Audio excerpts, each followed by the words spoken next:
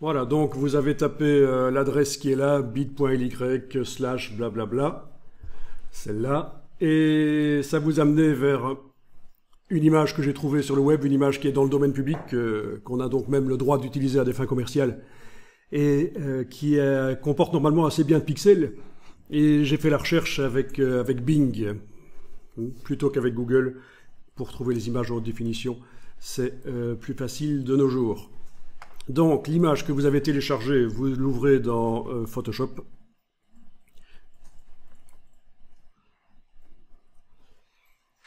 Touche F, voilà. Et donc il faut détourer cette girafe. Déjà je vais double-cliquer sur la loupe pour voir l'image à l'échelle 100%. Je vais un peu regarder. Oui, au niveau de la qualité, c'est pas mal. Alors si vous deviez détourer cette image, mais c'est assez marrant parce que le dessus de la girafe, il est sur un fond assez uni. Par contre, le bas, c'est des cailloux quasiment de la même couleur que la girafe. Donc on va devoir manuellement détourer le bas de la girafe, c'est sûr. Tiens, il y a même un caillou qui vient devant une des pattes, donc il faudra peut-être retravailler un peu ça. Voilà, donc on va peut-être combiner deux techniques de sélection ici.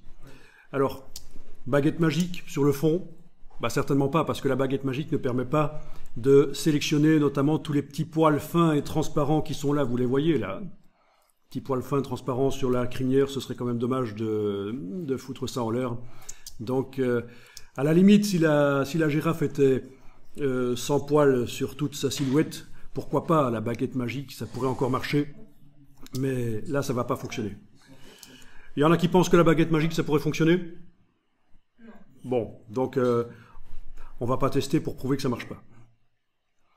Ok, alors la technique de l'écrêtage de luminosité, on en avait touché un tout petit mot lors du cours introductif, la technique de l'écrêtage, vous vous souvenez vaguement, on avait fait ça sur une plante, vous vous souvenez vaguement comment ça fonctionnait? C'est très bien, donc faites-le. Non, personne ne se souvient bien sûr, c'était il y a trop longtemps, c'était il y a quasiment 2 mois. C'est ça, première chose, il faut aller voir dans les couches, pour bien faire, dans quelle couche la girafe se détache le mieux de son fond en silhouette. Donc, menu fenêtre couche. Menu fenêtre couche, voilà. Je vais ici agrandir les vignettes bêtement en allant dans le menu de la palette des couches, option de panneau. Voilà. Il faut qu'elle se détache en silhouette tout en conservant son détail, sa subtilité. Il ne faut pas que ça devienne complètement pixelisé. Mais bon, je pense pas qu'on l'avait fait pour un feu d'artifice, l'écrêtage. Vous allez voir, pour le feu d'artifice, c'est crucial de bien choisir, et c'est pas toujours évident lequel choisir. Ça dépend quel aspect on veut donner au feu d'artifice. Est-ce qu'on veut garder uniquement la lumière, ou est-ce qu'on prend les nuages lumineux qui sont autour lors de l'explosion du feu d'artifice? En tout cas, voilà, ici vous avez les 3 couches rouge, vert, bleu.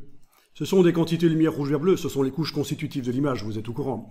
Techniquement, il est possible de les mettre en couleur. Ça ne se fait pas en fait, hein. C'est juste pour les débutants que ça peut se faire. Alors, où est-ce que ça se passe encore? Dans les préférences, voilà, dans les préférences interface, je vous montre, hein. Préférences interface, afficher les couches en couleur. Ok, et voilà, vous avez les quantités de lumière rouge, vert, bleu. Franchement, je ne vois pas trop l'intérêt, si ce n'est pour faire comprendre aux débutants qu'il s'agit de mélanger 3 lumières rouge, vert et bleu. C'est la synthèse additive. Voilà, voilà. Là, je vais retourner dans les préférences interface, aller décocher, afficher les couches en couleur, parce que, évidemment, quand elles sont affichées en couleur, on ne voit pas bien dans ce que les couches contiennent. Surtout dans la couche bleue, c'est foncé. Alors, il y a plusieurs techniques pour y arriver. Il y a la technique de la sélection, puis améliorer la sélection. Ce sont des choses nouvelles dans Photoshop. Voilà, ça peut se faire de différentes manières. Moi, je vous propose une manière qui fonctionne souvent et qui est assez ancienne dans Photoshop, qui date même d'avant la création des calques dans Photoshop en 1994. Les calques sont apparus dans Photoshop dans la version 3. Et avant, il y avait même des calques temporaires qu'on appelait des sélections flottantes, voilà, des sélections flottantes, ça s'appelait. Et même sur les sélections flottantes, ce qu'on va faire, il y avait possibilité de le faire. Donc ces espèces de calques temporaires qui existaient avant même que les calques apparaissent dans la version 3 de Photoshop en 1994. Donc c'est des techniques anciennes qui font partie de la panoplie des techniques que vous devez connaître et ressortir au besoin quand vous devez faire quelque chose. Et c'est ça le principe de Photoshop, on maîtrise plein de techniques, vous devez maîtriser plein de techniques et puis les combiner, les ressortir au moment propice. Donc on a dit la couche bleue, c'est la couche dans laquelle la girafe se détache le mieux de son fond, ben oui c'est pas mal. On va peut-être utiliser ça comme couche de référence. Donc une fois qu'on a fait ça, on réactive évidemment RVB dans la palette des couches, toutes les couches sont activées, et puis on va aller dans la palette des calques, faire un petit boulot. Donc dans la palette des calques, un petit boulot qui pourrait être automatisé en faisant un script d'automatisation si on devait faire souvent ça sur les images. Mais bon, ici on ne va pas faire un script. Donc vous allez simplement mettre un calque sous le calque ici, le calque d'arrière-plan. Donc déjà je vais créer le calque, voilà, je clique sur le bloc de feuilles et je dois le faire passer en dessous du calque d'arrière-plan. Bon, ça ne marche pas, pourquoi? Il y a le cadenas, le calque d'arrière-plan est verrouillé. On ne sait pas, vous voyez, il doit rester à l'arrière. Donc on va double-cliquer sur lui ici, cliquer sur OK. Voilà, à droite de son nom j'ai double-cliqué, j'ai cliqué sur OK, c'est un calque maintenant qui n'est plus d'arrière-plan. Et je vais placer le calque vide en dessous. Et dans ce calque vide, je vais mettre une couleur vive qui va me servir à vérifier que le détourage de la girafe va être correct.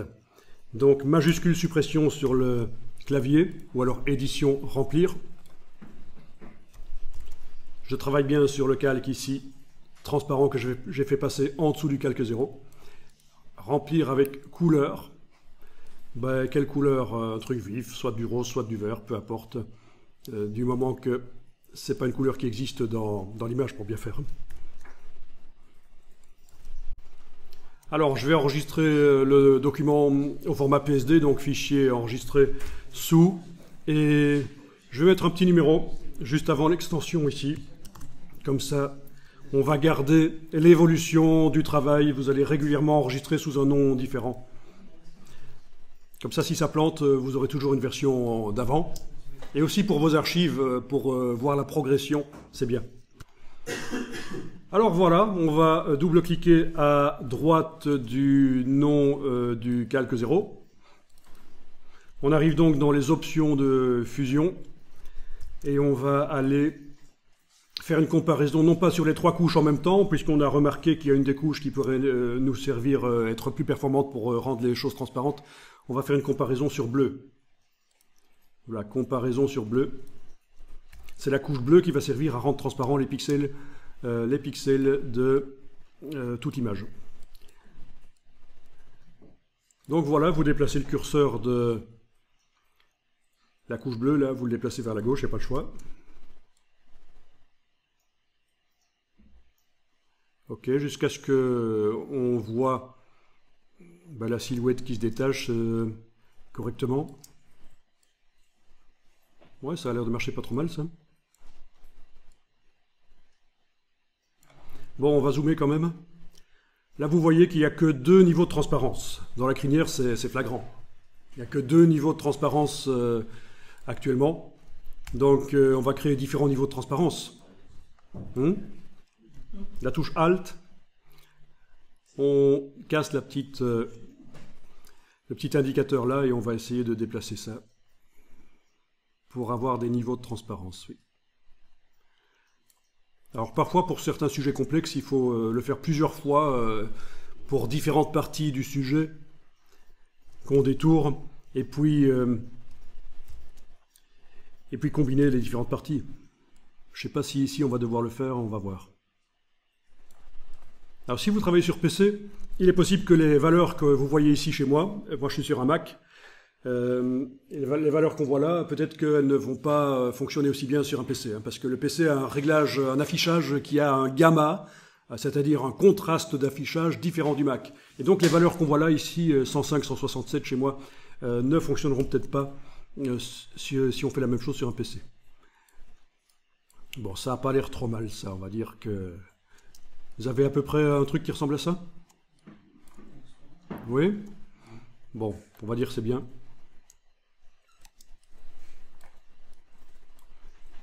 Il y a d'autres techniques pour sélectionner la girafe. Donc, il y a la technique de plage de couleurs qui aurait pu servir aussi. Mais enfin, voilà. Ok. Alors ce qu'on va faire ici, c'est faire le bouche-trou, hein, puisque l'écrêtage nous a fait disparaître certaines choses dans la girafe qui ne doivent pas disparaître. Donc on va dupliquer le calque. Vous prenez le calque, vous l'amenez sur le bloc de feuilles. Vous avez une copie identique. Et sur cette copie, on va supprimer l'écrêtage. Donc vous allez double-cliquer à droite du nom et remettre les curseurs en place. Donc sur le calque ici, que je vais appeler pour la démo bouche-trou. Voilà, vous n'êtes pas obligé de le faire, hein, c'est juste pour la démo ici. On va s'en servir pour boucher les trous de la girafe qui est écrêtée en dessous.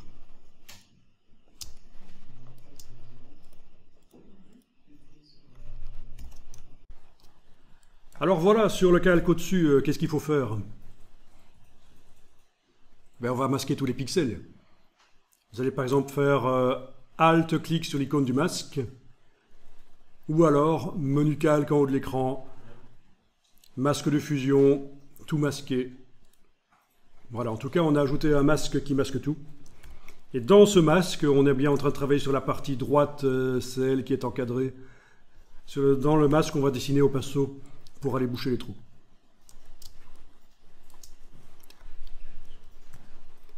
Alors ici, ça a l'air assez facile de boucher les trous, on voit où il faut passer. Parfois, on est obligé de faire ceci, ne le faites pas, regardez simplement. On est obligé de dupliquer à nouveau le calque qui est écrêté, le mettre au-dessus, supprimer l'écrêtage.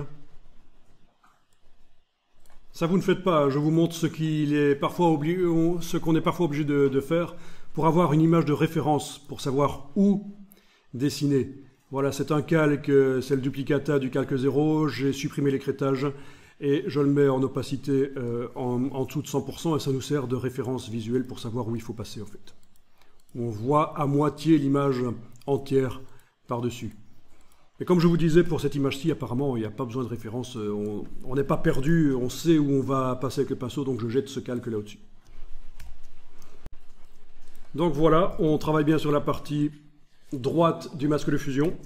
Vous allez prendre le pinceau tout à fait normal, vous dessinez en blanc, vous avez du blanc dans la case de premier plan, vous allez modifier le diamètre et la dureté du pinceau, donc je vous rappelle qu'on soit sur un Mac ou sur un PC, c'est CTRL-ALT qu'on enfonce sur le clavier, et avec le bouton gauche du Mac ou le bouton droit du PC, on bouge de gauche à droite ou de haut en bas.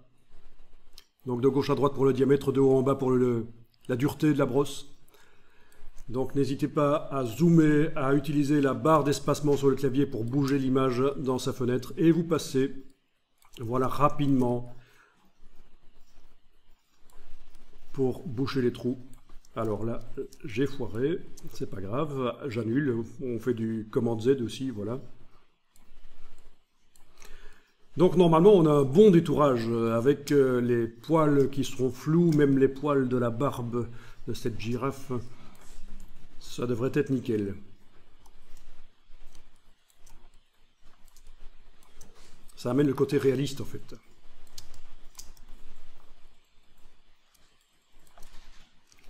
Là je vais carrément faire des droites, clic, majuscule, clic. Vous savez qu'on fait des droites comme ça, hein. Clic, majuscule, clic.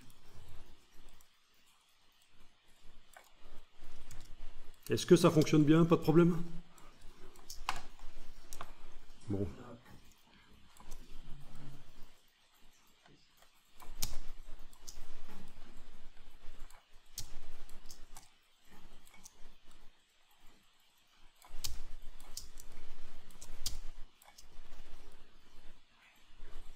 Ok, pour le bas de la girafe, vous en occupez pas. C'est juste la partie où la girafe est sur le ciel qui nous intéresse.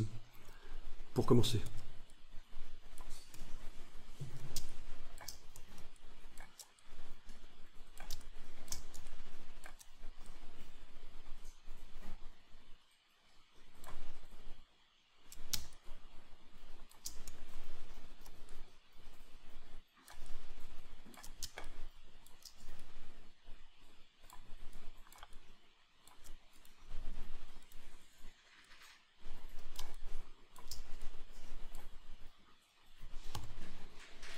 Donc n'oubliez pas que vous pouvez enfoncer la touche X pour dessiner en noir, si vous avez débordé. Alors typiquement, ce genre de choses, il ne faut pas y passer des dizaines de minutes. Il y a plus important que de faire une sélection. Bon, il faut qu'elle soit propre, je veux dire, mais le fait que la sélection soit super propre ne garantit pas que le travail final soit bon. Je veux dire, après, il y a tout un travail de photomontage et de création.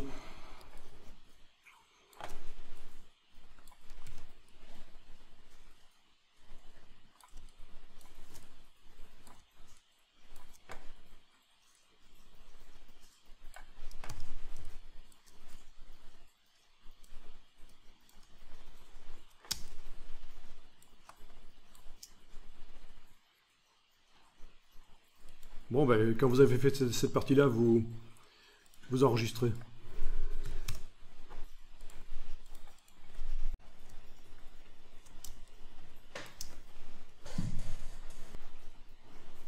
Bon, on va s'occuper maintenant de la partie des pattes qui sont sur les cailloux, une partie difficile ici. On va le faire manuellement. Ok, on va redémarrer du calque ici. Le calque 0 que vous allez dupliquer.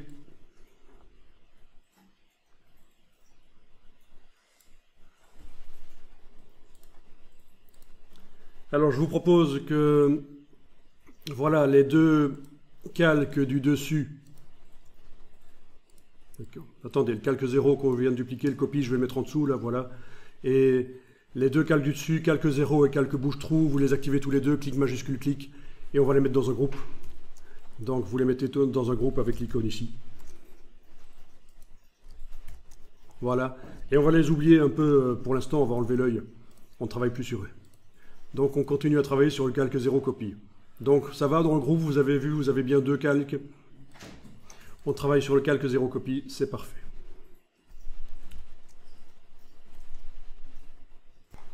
Donc c'est vraiment la logique Photoshop.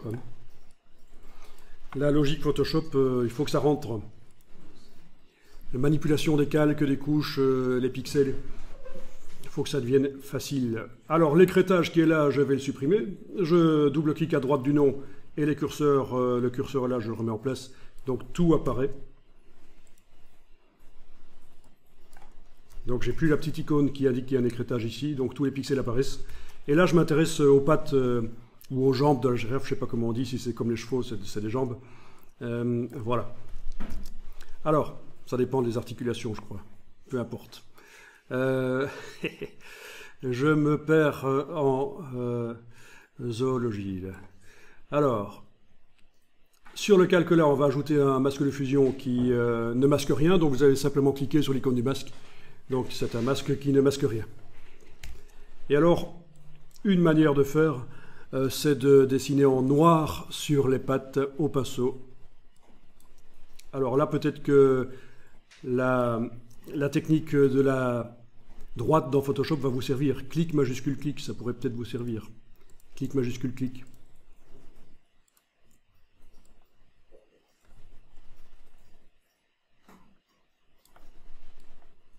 Ok. Alors ce serait peut-être bien de voir quand même l'image encore par transparence pendant qu'on est en train de masquer là. Vous voyez, on amène des pixels noirs. On amène des pixels noirs dans le masque, ben on voit réapparaître le fond vert derrière, mais je trouve que ce serait quand même bien de travailler par transparence le masque. C'est quelque chose qu'on a dû faire. Il y a pas mal de temps. Arriver à travailler un masque par transparence. Ça vous dit quelque chose? Pas vraiment? Ok, je vous montre. Avant que vous continuiez plus loin, je vous montre ici. Je vais désactiver le masque, en tout cas son effet, l'effet du masque sur l'image, le fait qu'il rend les pixels transparents. Il ne va plus le faire, donc avec la touche majuscule, je clique sur lui. Voilà. Le masque est désactivé. Et dans la palette des couches, menu fenêtre couche, je vais aller afficher le masque par transparence. Voilà. Il s'affiche en rouge transparent. Je peux même aller double-cliquer sur la couche, donc sur la palette des couches, sur la couche du masque, aller double-cliquer et choisir comment je veux qu'il s'affiche. Hein. Il peut s'afficher dans une autre couleur. Voilà. C'est vous qui choisissez. Ça dépend aussi du sujet, quoi. Une couleur qui ne se trouve pas dans le sujet pour bien faire. Ça va? Majuscule pour désactiver le masque, et puis dans la palette des couches, on l'affiche, et vous pouvez travailler le masque par transparence, vous voyez encore l'image derrière. C'est un peu comme la technique de la couche alpha, si vous avez vu la technique de la couche alpha pour faire des sélections. On fait une couche alpha, on dessine dedans. Bon, ok, regardez ceci. Ça, vous l'ouvrez pas, hein, je vous montre juste une technique alternative. En fait, dans Photoshop, il y a plein de manières d'arriver à ça.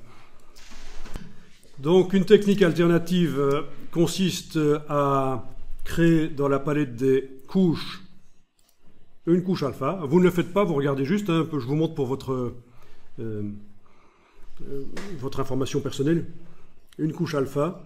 D'ailleurs, on va faire une couche alpha qui va être remplie de blanc plutôt. Donc, je vais faire un remplissage avec du blanc. Je pense que ce sera mieux. Voilà.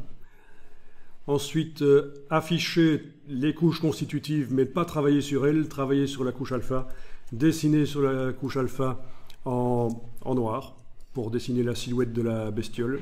Voilà. Bon, je le fais rapidement ici pour la démo.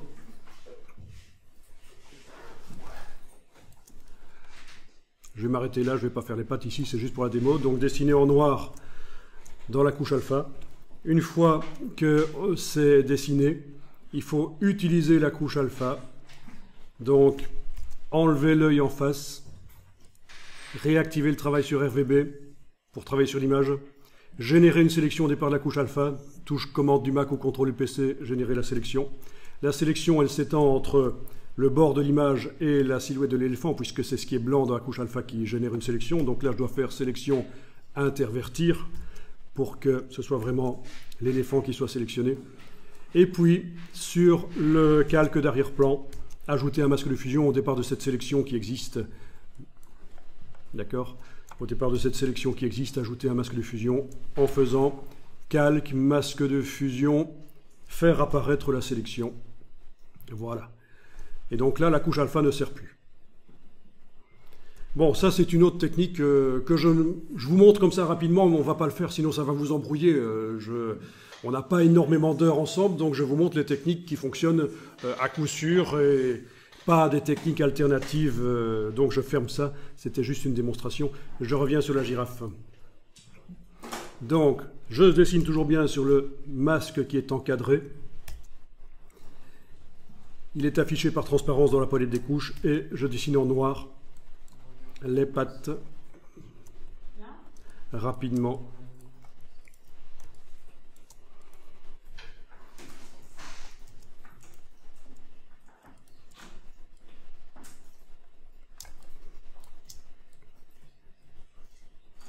Pour la patte qui est cachée par le caillou, imaginez la forme de la patte.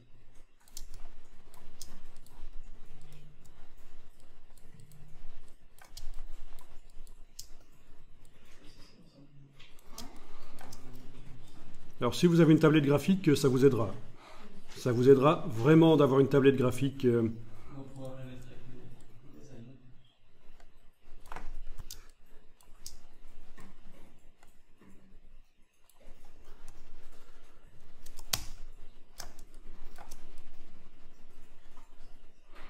Alors, si les formes des pattes sont pas nickel, c'est pas grave. Hein. On fait pas un documentaire, je veux dire, c'est pas pour faire un livre sur les girafes où il faudrait que ce soit nickel au niveau du détourage. Je veux dire, voyez là, je peux dessiner comme ça en laissant tomber un peu de l'épaisseur de la patte, c'est pas un drame.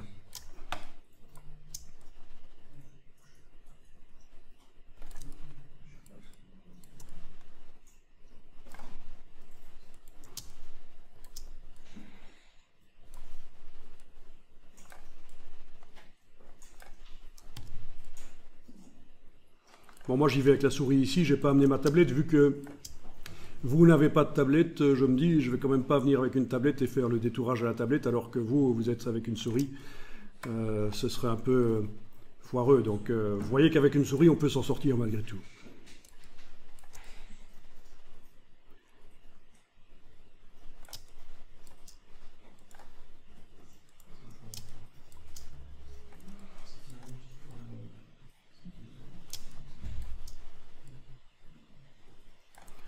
Ok. Ok, voilà, vous voyez, j'ai détouré les pattes ici à l'arrière.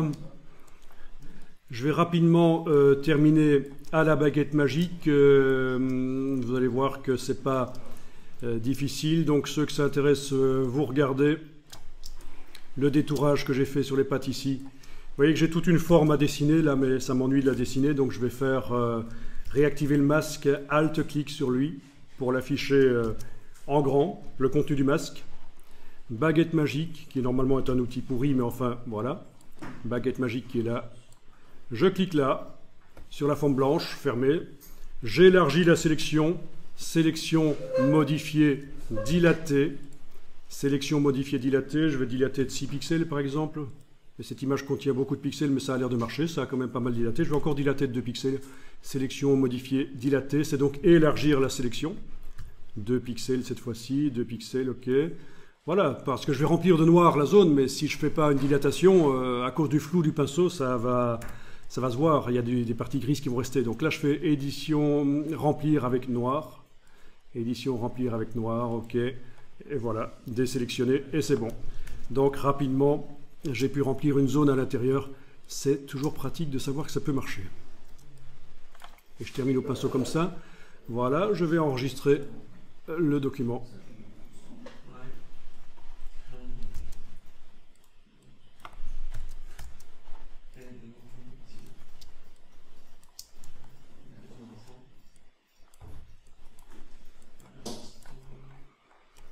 Voilà, voilà. Alors, qu'est-ce que ça donne? Touche Alt, je reclique sur le masque. Ok, il va falloir l'inverser, évidemment. Parce que là, ce qui est noir dans le masque, c'est ce qui masque. Donc, il va falloir inverser à un certain moment. Bon, pour inverser le masque, Alt-clic, je le remets en mode plein écran.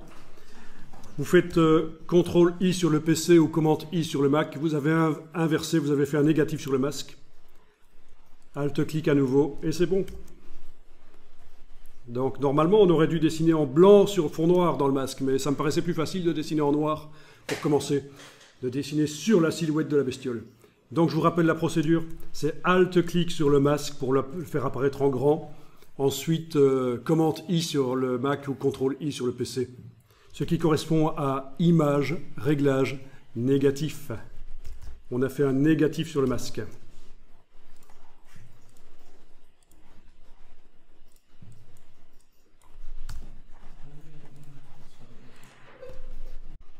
Alors, la suite. Ben voilà, on a des pattes qui apparaissent. C'était particulièrement difficile sur cette image où les pattes étaient un peu comme des cailloux, un peu l'aspect de cailloux, hein, l'aspect réticulé de la girafe. Vous voyez ce que ça veut dire, réticulé? Ne me demandez pas ce qui est arrivé à la girafe, c'est normal, c'est de naissance, elle est réticulée. Ah tiens, je ne suis pas jusqu'au bout. Misère. Elle a un moignon. Idiot. Ok. Donc, là, je recommence. Je désactive le masque, je le réaffiche, et cette fois-ci, bon, vu que je l'ai inversé, ben, je vais devoir dessiner en blanc, bien sûr. Voilà.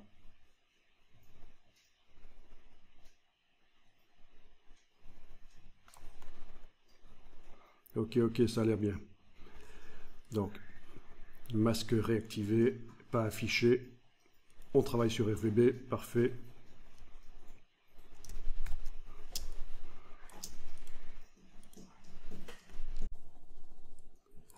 Ok, donc je réaffiche le groupe, et je vais enlever l'œil sur les pattes temporairement.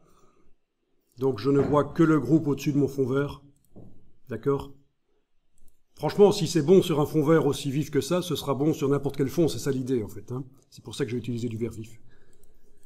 Bon, alors il va falloir que je supprime sur ce groupe-là, que je supprime quoi? Ben, il y a encore certaines parties du ciel ici chez moi qui apparaissent. Il y a les montagnes, le sol, tout ça, ça doit disparaître. Comment est-ce qu'on fait? Ne dites pas gommer. On essaye de faire du non destructif. Comment est-ce qu'on fait, oui, pour faire disparaître sur ce groupe-là, hein, donc, vous voyez que les pattes, là, je les ai plus affichées. Hein. Je travaille uniquement sur le groupe là, qui contient mon calque écrété et mon calque bouche-trou, donc mon système d'écrétage, ma sélection propre sur la girafe. Ah tiens, elle a un peu de transparence là.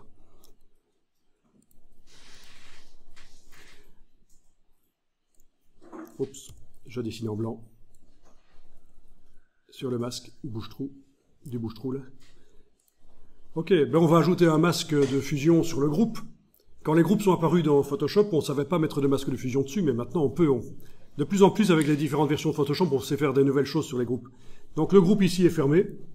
Je vais ajouter un masque sur le groupe. Voilà, un masque qui masque rien. Donc j'ai simplement cliqué sur l'icône du masque, il est blanc. Et dans ce masque, je vais aller dessiner en noir, au gros pinceau bien sûr, sur les parties qui doivent disparaître, les pixels qui doivent disparaître. Donc je vais faire apparaître le vert. Le vert du calque d'en dessous va réapparaître forcément. Si je dessine en noir là, je vais masquer certaines parties de l'intérieur du groupe. Je vais voir réapparaître les pixels verts d'en dessous. Pour un débutant en Photoshop, c'est pas toujours évident à comprendre ça. Voilà.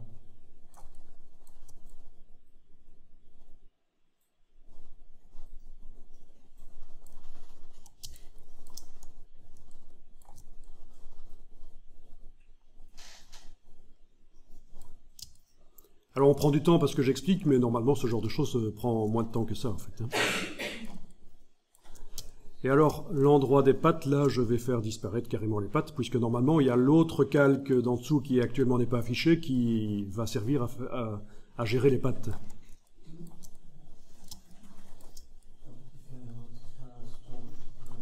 Bon, ben, bel exemple de combinaison de techniques de sélection. Voilà. D'accord ? Ah, c'est pas facile. Hein. Je compatis, je sais que... Bon, pour certains qui connaissent déjà Photoshop, peut-être que c'est finger in the nose, c'est facile, mais pour d'autres, c'est peut-être pas si facile que ça. Franchement, vous êtes paré pour tout type d'image avec ces techniques-là.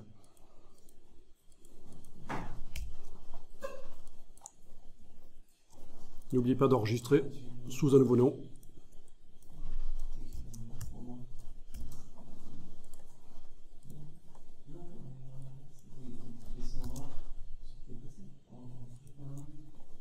Voilà, si on veut voir ce que je viens de masquer, c'est majuscule clic sur le masque.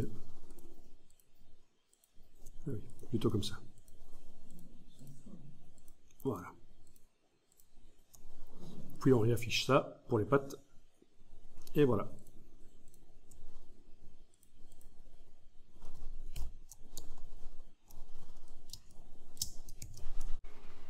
Donc, le fichier, là où j'en suis arrivé, est téléchargeable à l'adresse là.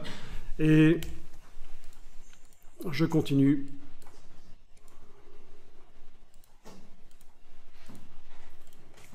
Ben voilà, on va tout réunir en un calque, en un groupe je veux dire. Pas en un calque, surtout pas, on va pas fusionner. On va garder les choses séparées, on va tout réunir en un groupe. Donc j'active le calque et le groupe et je vais les mettre tous les deux dans un groupe. D'accord? Donc clic, majuscule, clic, et je mets ça dans un groupe, voilà. Et ce groupe, je vais le déplacer dans une autre image, on va créer une autre image remplie de pixels blancs et on va déplacer cette girafe-là dans l'autre image. Et on va faire une ombre projetée. Donc une ombre projetée, c'est évidemment ceci, c'est l'ombre qui est projetée sur le support sur lequel repose le sujet. Une ombre portée, on appelle ça aussi, voilà.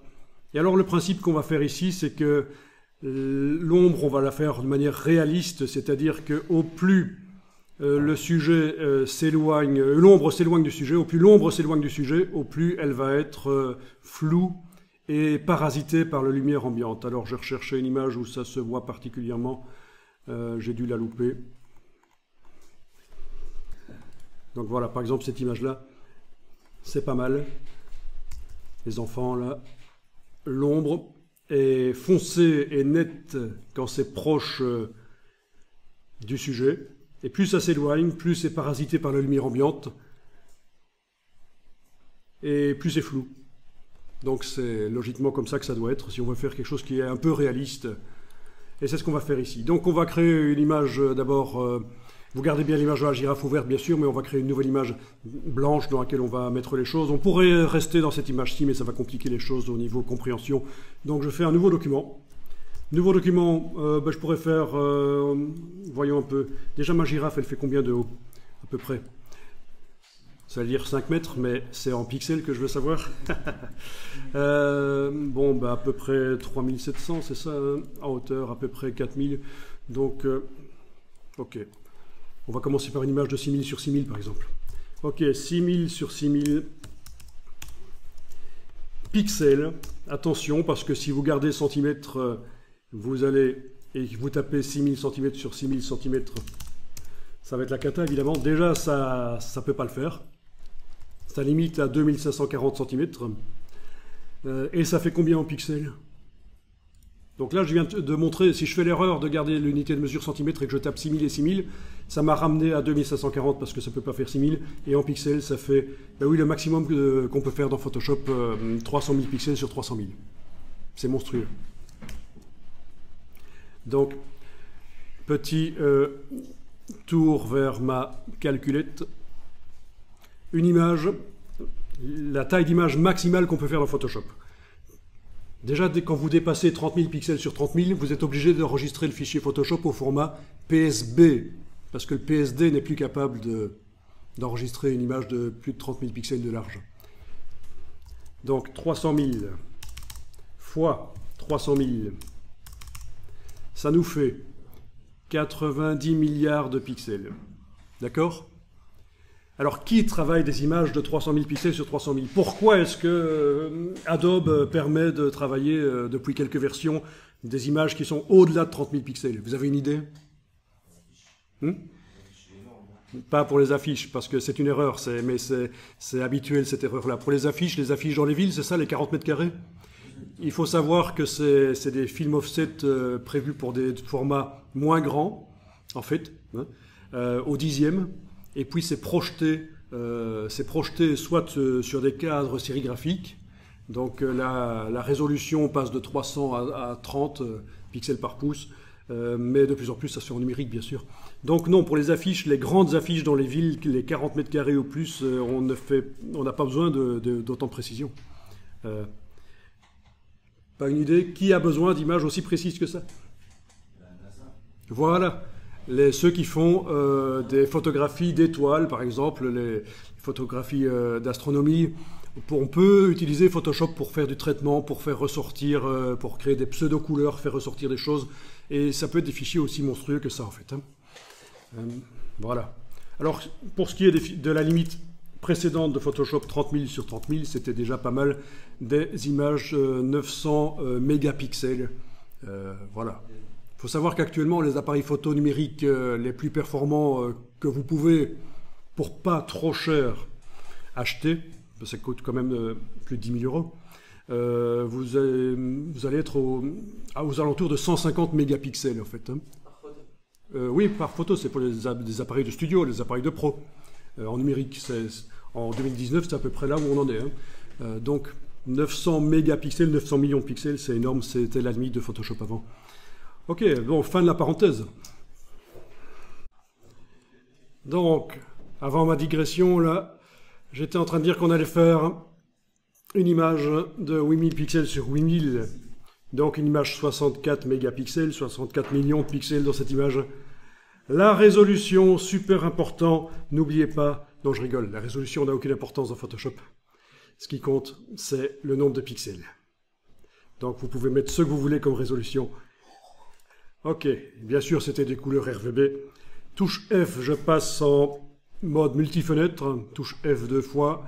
Je détache pour la compréhension de l'histoire, je détache l'onglet de la première image pour la détacher, donc l'onglet de la deuxième image, je le détache pour la séparer de la première image.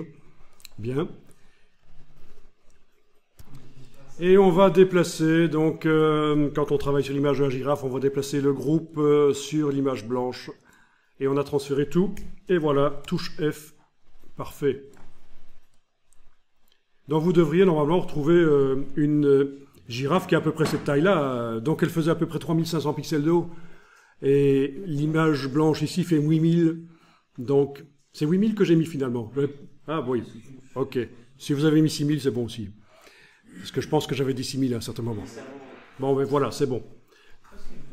Vous la mettez en haut à gauche, par exemple, on va faire une ombre projetée, ou en haut à droite, pourquoi pas, en haut, oui. Allez, en haut à droite, on va essayer de faire une ombre projetée qui va se mettre comme ça sur la partie blanche ici. Donc je vais faire une ombre projetée avec une méthode que je vous propose ici. Si vous connaissez d'autres méthodes, vous pourrez m'en parler. Ça peut être intéressant. Alors voilà, on va dupliquer le groupe. Je prends le groupe, je le duplique, je l'amène sur le bloc de feuilles. Le premier groupe ici, je vais l'appeler original. Voilà, c'est mon backup. C'est au cas où je foire la copie que je viens de faire, je récupérerai facilement les pixels ici. Le backup, je vais même le verrouiller avec le petit verrou ici qui permet de tout verrouiller et enlever l'œil. Voilà. C'est important que le backup ne soit pas affiché et j'ai même verrouillé pour être certain de ne pas aller travailler dessus, sur lui par erreur. Alors je travaille sur le groupe, la copie ici, et je vais fusionner tous les calques qui sont à l'intérieur de ce groupe. Tout ça va être fusionné en un seul calque. Et pour faire ça, vous avez par exemple menu calque, fusionner le groupe. Menu calque en haut de l'écran, fusionner le groupe. Comme ça, vous vous retrouvez avec un calque. À la place du groupe, vous avez un calque qui réunit tout. Et on a de la transparence autour de la girafe. Et ça m'intéresse parce que ça va me permettre de faire une sélection rapide sur toute la silhouette de la girafe. Donc on génère une sélection au départ du calque ici avec la touche commande du Mac ou contrôle du PC. On clique sur la vignette ici sur la droite. Et les parties transparentes génèrent une sélection, comme on le voit. On a une sélection. Ben oui, générer une sélection au départ de la transparence du calque.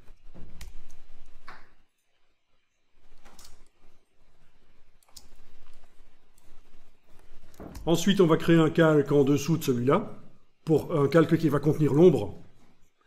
Donc, je peux faire commande-clic sur le bloc de feuilles ou contrôle-clic sur le PC. Et on a directement le calque qui se met en dessous du calque de la girafe. Vous avez toujours la sélection qui est active. On va remplir de noir. Édition, remplir avec noir. 100% normal. Voilà, on a une girafe, une silhouette noire sur le calque là. Ça va être l'ombre de la girafe. Donc la sélection, j'en ai plus besoin. Elle va poser des problèmes pour la suite, donc je désélectionne. Sélection, désélectionner, commande D, contrôle D. On n'a plus de sélection en pointillé.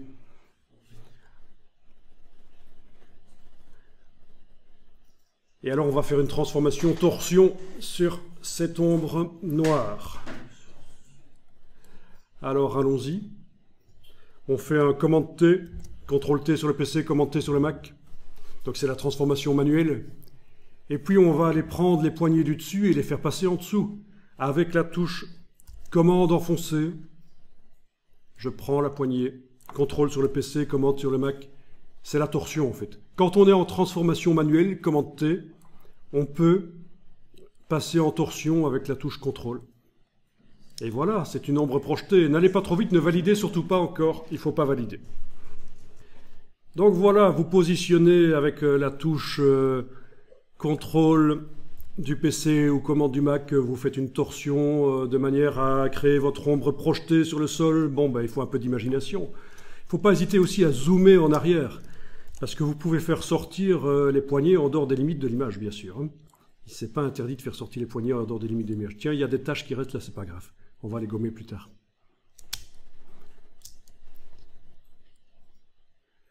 Ok.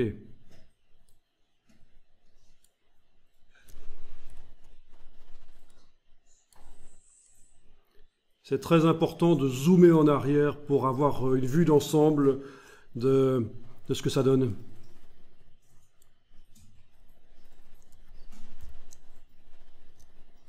Alors, c'est pas facile de faire correspondre toutes les pattes là. Vous voyez, normalement, j'ai la patte avant droite qui doit toucher le sol, mais l'ombre, ça marche pas. C'est pas grave. Tant que vous y arrivez à peu près, c'est bon. Il y a une des pattes qui touche le sol, là, arrière droite, l'ombre, ça correspond, c'est bon. Je valide. Je vais enregistrer le fichier.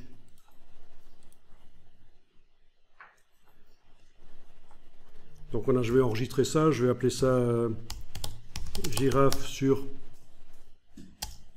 fond blanc -01. Bon, pourquoi est-ce qu'il fallait pas valider trop vite? Pourquoi fallait pas valider trop vite? Parce que si on revient en transformation manuelle, vous avez ce genre de choses ici. Voilà, vous ne retrouvez plus votre torsion, en fait, hein, la forme de parallélépipède, voilà, de quadrilatère plutôt en perspective. Donc touche Escape. Alors, pour que la patte avant, là, ça touche, il va falloir que j'aille faire un peu de retouche, là. Donc, éventuellement, je vais tester ça. Je n'ai pas encore testé sur cette image. Je vais tester ça. Je vais prendre le lasso et aller faire une sélection sur les pixels de ce calque-là. Voilà, comme ça. OK. Faire une transformation manuelle, commenter, et peut-être aller, rien que cette partie-là, la tordre. Vous avez aussi la possibilité, quand vous êtes en transformation manuelle, d'aller activer ceci, qui vous donne une grille sur la transformation manuelle pour aller bouger seulement une partie. Vous voyez, ça peut être intéressant aussi. La grille, quand vous êtes en transformation manuelle, Command T sur le Mac, Ctrl T sur le PC, vous activez ça, vous avez une grille de déformation. Ça peut être utile. Voilà, comme ça j'ai ce que je voulais. J'ai déplacé, je valide. Et voilà, c'est pas mal. Je désélectionne en cliquant à côté avec le lasso, c'est bon. Essayez de faire ça si vous voulez. Ce serait quand même pas mal qu'il y ait au moins les deux pattes qui sont sur le sol, l'ombre va jusque-là.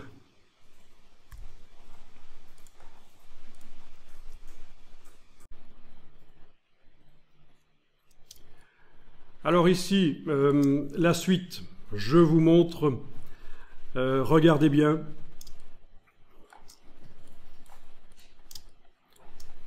Il faut que j'arrive à faire en sorte que la partie éloignée de la girafe soit moins foncée, que l'ombre devienne transparente. Ça doit devenir transparent, c'est pas gris clair que ça doit devenir transparent, parce que si je mets la girafe et son ombre dans un décor, je dois voir le décor, le sol, par transparence sous l'ombre, là, sous le bout de l'ombre. Donc évidemment, je vais ajouter un masque de fusion sur ceci. Allez-y aussi, si vous voulez. Oui, on ajoute un masque de fusion. Et dans ce masque de fusion, on va aller dessiner soit avec une très grosse brosse floue, soit au dégradé. Je vais le faire au dégradé finalement. Donc je prends l'outil dégradé. Alors, vous voyez au passage que derrière l'outil dégradé, vous avez deux outils, surtout un outil hyper utile dans Photoshop, c'est le pot de peinture. Alors je vous invite vraiment à approfondir... non, je rigole. C'est un outil pourri, c'est genre baguette magique. Ça date de la première version de Photoshop. Oubliez ça. Quand on voit quelqu'un qui travaille au pot de peinture dans Photoshop, on sait qu'il ne connaît pas Photoshop. Donc, n'utilisez jamais le pot de peinture. Enfin, peut-être pour des images infographiques, si vous faites de l'interface, pourquoi pas, mais même, c'est un peu pourri. Autant faire une sélection et remplir. Donc oubliez ça. Donc ce qui m'intéresse, c'est l'outil dégradé ici. Bon, les dégradés, ça n'a pas beaucoup changé. Je veux dire, les dégradés, c'est des dégradés, c'est encore utilisé. Alors, vous avez ici, évidemment, le dégradé linéaire, application normale, opacité 100%. C'est ce qu'il faut. Parmi les 5 manières d'appliquer le dégradé, c'est la première manière, dégradé linéaire, et surtout vérifier que le mode est normal et l'opacité 100%. Normal, ça veut dire recouvrant. On a normalement un dégradé du noir au blanc. Si vous regardez ici, si vous cliquez là, vous avez l'éditeur de dégradé. D'accord? Si vous cliquez sur le dégradé, là, dans les options, c'est l'éditeur de dégradé. ça ne nous intéresse pas ici.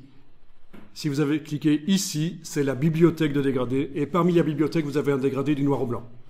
Vous en avez aussi un ici parce que il se trouve que dans les cases de premier plan et d'arrière-plan de la palette des outils, c'est du noir et du blanc, mais sinon, voilà, je prends le dégradé du noir au blanc, c'est bon. Et dans le masque de fusion, là, je trace. Et voilà. Alors, c'est pas bon dans ce sens-là, bien sûr, mais pas besoin d'annuler. Je retrace, je vais remplir, recouvrir le contenu du masque de fusion dans l'autre sens. Voilà. Et surtout, il faut avoir zoomé en arrière pour pouvoir faire des grands dégradés qui démarrent peut-être en dehors des limites de la page, de l'image, oui. Voilà, n'hésitez pas. C'est non destructif. On pourra revenir retravailler ça par la suite si on veut. Donc, vous n'êtes pas obligé d'avoir un truc nickel pour commencer. Bon, ben ça, c'est la création de l'ombre, de la pénombre, en fait. Hein. Ok, mon ombre n'était pas parfaite, il y a des petites taches, tant pis. Alors, voilà. Ah tiens, j'ai fait une erreur. Ouais, j'ai fait une erreur, j'aurais dû mettre le masque de fusion après avoir transformé ce calque-là en objet dynamique. Ok, c'est pas grave, je vais le jeter. Je le jette en le supprimant. Avant de faire ça, il vaut mieux transformer en objet dynamique ceci. Donc vous avez vu, j'ai mis le masque à la corbeille et j'ai dit supprimer. Ok, alors ici, faut pas que j'oublie, hein, j'ai oublié tout à l'heure, mais voilà, j'oublie pas maintenant. Clic droit, convertir en objet dynamique. Voilà. C'est seulement là que vous pouvez mettre votre masque de fusion. Alors je recommence, masque de fusion, je trace. Et voilà. Pourquoi c'est important d'avoir un objet dynamique? Mais parce que je vais pouvoir mettre un filtre de manière dynamique sur cet objet dynamique. Alors le filtre que je vais mettre, ben, c'est un filtre de flou. Alors allons-y. Filtre, filtre, flou, flou gaussien.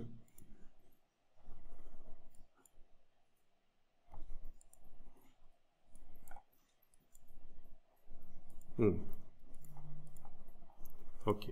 Filtre flou, flou gaussien, je recommence.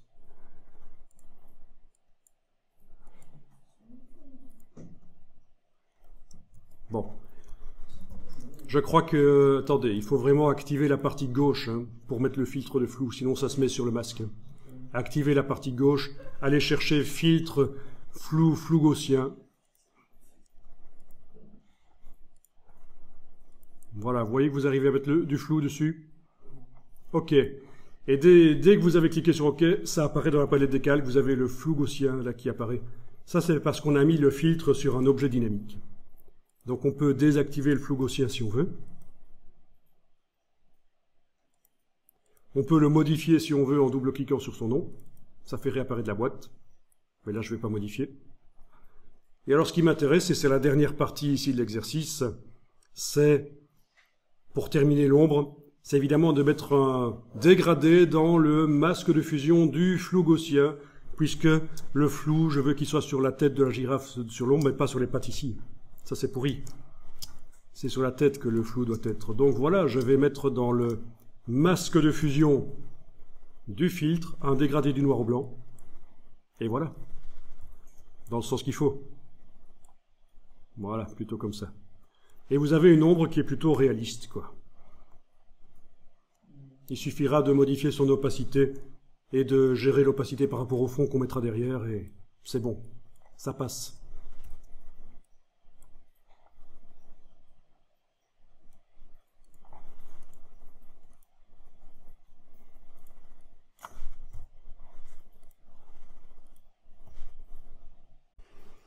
Ok, pour la suite, vous regardez juste, je vais juste rapidement créer un calque vide là en dessous. Même pas, je le jette. Je vais juste faire ça dans une image à part. Ne faites rien, regardez, je fais juste à nouveau une image de 8000 pixels sur 8000, dans laquelle je vais remplir un motif, édition remplir avec motif. Voilà, il se trouve que j'ai des motifs là. Ok, donc qu'est-ce qu'on a comme motif? On va peut-être utiliser ça. Il n'est pas génial. Je fais à nouveau. Remplir avec motif. Ok, voilà. Voilà un motif qui se répète, d'accord? Donc vous regardez juste, je vous le ferai si ça vous amuse. C'est juste pour avoir un fond qui n'est pas un fond blanc. Donc dans l'image de la girafe, finalement, j'ai pas créé de calque. Le calque vide que j'avais créé là en dessous, je l'ai pas gardé, parce que je vais juste déplacer l'image ici de 8000 pixels sur 8000, je la déplace ici, là-dedans. Voilà. Et faire une transformation, une torsion sur ce calque qui doit être sous l'ombre. Voilà.